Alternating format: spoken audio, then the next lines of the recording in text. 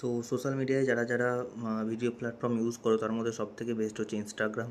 তো ইনস্টাগ্রামে ভাইরাল সম্বন্ধে আগের ভিডিওতে অনেক কিছু জানিয়েছি, তো যারা এখনও দেখোনি তারা অবশ্যই পুরোনো ভিডিওগুলো দেখো, চ্যানেলটাকে সাবস্ক্রাইব করে বেল আইকনটা দবিয়ে রাখো। তো আজকে কিছু বিষয় বলবো। যারা বলছো আইডি ফ্রিজ, আইডি ফ্রিজ হয় না। আইডিতে আমাদের মানে পোটেনশিয়াল স্প্যাম হয়। হয়তো আমাদের 2 বছর কি 3 বছর আগেকার আইডি, তো আগে যারা ফলো করে রেখেছিল সেই প্রোফাইলগুলো হয়তো এখন ইনঅ্যাক্টিভ, অথচ দেখাচ্ছে তারা মানে তোমার ফলোয়ার্সে আছে। সেক্ষেত্রে কী হবে, যদি তোমার 10,000 ফলোয়ার্স হয় তার মধ্যে 5,000 ফলোয়ার্স হয়তো অ্যাক্টিভ, 5,000 ফলোয়ার্স অ্যাক্টিভ নয়। তো সেই অ্যাক্টিভ মানে ডিঅ্যাক্টিভেট ফলোয়ার্সগুলোকে বাদ দিতে হবে। ইনস্টাগ্রামে তার অপশান আছে, সেটাকে বলে potential spam remove. Potential spam remove যদি করা যায় তাহলে প্রোফাইলে শুধুমাত্র জেনুইন ফলোয়ার্স থাকবে।